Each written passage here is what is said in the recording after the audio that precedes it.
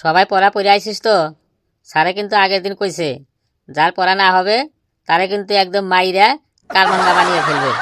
তুই ভুল শুনছিস। স্যারে কইছে যার পড়া না হবে তারে মাইরা তেঁতুল মাখা করে ছাড়বে।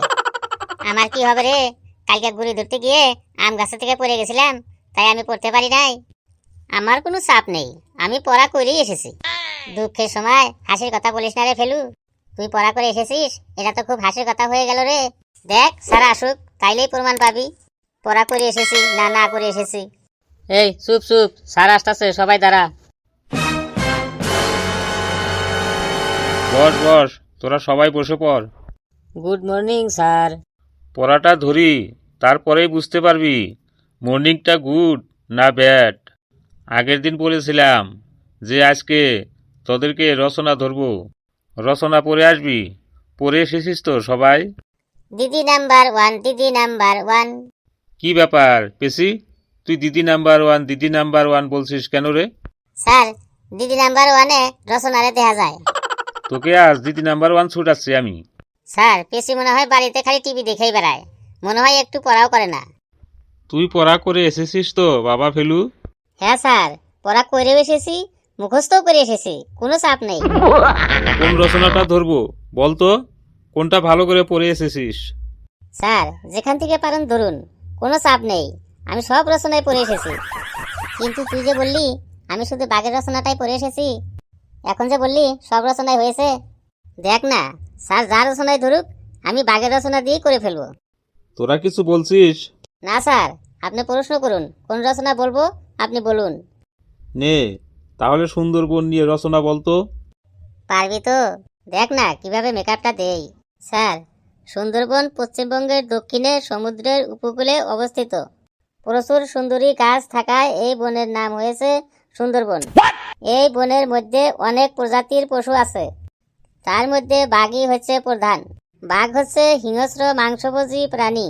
বাঘের ইয়া বড় বড় নখ, বড় বড় দাঁত। বাঘের গায়ে হলুদের উপর ডোরাকাটা লোমে ভর্তি, মুখে গোপও আছে। বাঘের চোখ 10 টাকা দামি রসগোল্লার মতো গোল্লা গোল্লা গোল্লা গোল্লা গোল্লা গোল্লা। আর শিকার দেখলেই তার উপরে খপ্পাত করে ঝাঁপিয়ে পড়ে। স্যার, কেমন লাগলো আপনার সুন্দরবন নিয়ে রচনাটা? বুঝেছি, বেটা বাঘের রচনা পড়ে এসেছে, দেখাচ্ছি ওর মজা। এই তুই এবার গঙ্গা নদী সম্পর্কে রচনা বলতো। এটাও খুব সহজ স্যার। গঙ্গা নদী ভারতবর্ষের সব থেকে দীর্ঘতম নদী। এটি হিমালয় পর্বতের গঙ্গোত্রী হিমবাহ থেকে উৎপন্ন হয়ে প্রভাবিত হওয়ার পর বঙ্গোপসাগরে গিয়ে মিশেছে। যেখানেই গঙ্গা বঙ্গোপসাগরে গিয়ে মিশেছে সেখানেই আছে সুন্দরবন।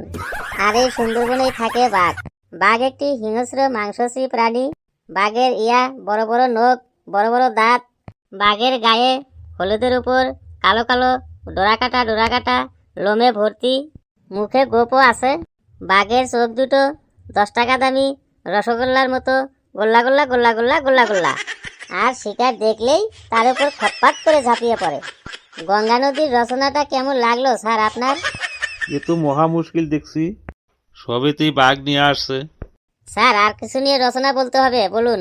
নে এবার মোটর গাড়ি নিয়ে রচনা বলতো, দেখি বেটা আবার মোটর গাড়ির মধ্যে বাঘ কিভাবে নিয়ে আসে।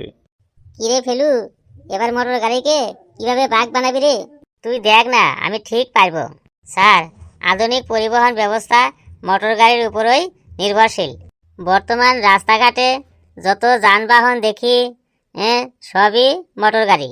যেমন লরি বা ট্রাকে করে মালপত্র বহন করা হয়, বাসে করে যাত্রী বহন করা হয়।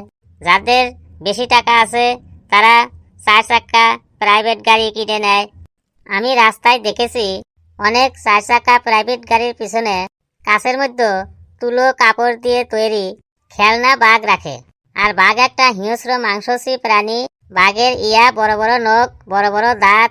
বাঘের গায়ে হলুদের উপর কালো কালো ডোরাকাটা লোমে ভর্তি, মুখে গোপও আছে। বাঘের চোখ দুটো 10 টাকা দামি রসগোল্লার মতো গোল্লা গোল্লা গোল্লা গোল্লা গোল্লা গোল্লা। আর শিকার দেখলেই তার উপর খপ্পাত করে ঝাঁপিয়ে পড়ে। স্যার, কেমন লাগলো মোটর গাড়ি নিয়ে রচনাটা? এখানেও সেই বাঘ, বেটাকেই কিছুতেই জব্দ করা যাচ্ছে না। এবার এমন একটা বিষয় নিয়ে রচনা বলতে বলবো, দেখি এবার বাঘ কি করে আনে। স্যার, কিছু বললেন? না না, তোকে কিছু বলি নেই। নে, এইবারই লাস্ট। তুই বিশ্বকাপ ক্রিকেট খেলা দেখেছিস এই বছর? হ্যাঁ স্যার, দেখেছি, প্রতিটা ম্যাচই দেখেছি। নে, তাহলে বিশ্বকাপ ক্রিকেট খেলার একটা রচনা বলতো। এইবার তুই মনে হয় ফেসে গেলি রে ফেলু। বিশ্বকাপ ক্রিকেটের সাথে বাঘ কি করে আনবি রে? এতে আবার ফাঁসার কি হলো? দেখ, আমি এখানেও বাঘ নিয়ে আসবো। স্যার, এই বছর বিশ্বকাপ ক্রিকেট ভারতে অনুষ্ঠিত হয়েছিল। পৃথিবীর মোট প্রায় 10টি দেশ এই খেলায় অংশগ্রহণ করেছিল। টোটাল 48টি ম্যাচ হয়ে প্রত্যেক ম্যাচে স্টেডিয়ামে, গ্যালারিতে যারা খেলা দেখতে যায় তারা অনেকেই গায়ে রং চং মাখিয়ে অনেক কিছু সেজে গুজে যায়। তার মধ্যে একজন বাংলাদেশের সমর্থক আছে, যিনি বাংলাদেশের খেলা হইলেই হইল প্রত্যেকটা ম্যাচে গায়ে রং চং মাখিয়ে বাঘের মতো সেজে স্টেডিয়ামে চলে আসেন। আর এই বাঘ হইল একটা হিংস্র মাংসাশী প্রাণী। বাঘের ইয়া বড় বড় নখ, বড় বড় দাঁত, বাঘের গায়ে হলুদের উপর কালো কালো ডোরাকাটা লোমে ভর্তি, মুখে গোপও আছে। বাঘের চোখ দুটো 10 টাকা দামি রসগোল্লার মতো গোল্লা গোল্লা গোল্লা গোল্লা গোল্লা গোল্লা। আর শিকার দেখলেই তার উপরে ঝাঁপিয়ে পড়ে একদম খপ্পাত করে। ওরে বাবা, থাম, এবার থাম, না হলে কিন্তু আমি এখনই অসুস্থ হয়ে গোমায় পড়ে যাব। বেশ, আপনি যখন থেমতে বলছেন তখন আমি থেমেই গেলাম। বন্ধুরা, আমার এই বাঘের রচনাটা কেমন লাগলো আপনারা কমেন্টসে অবশ্যই জানাবেন।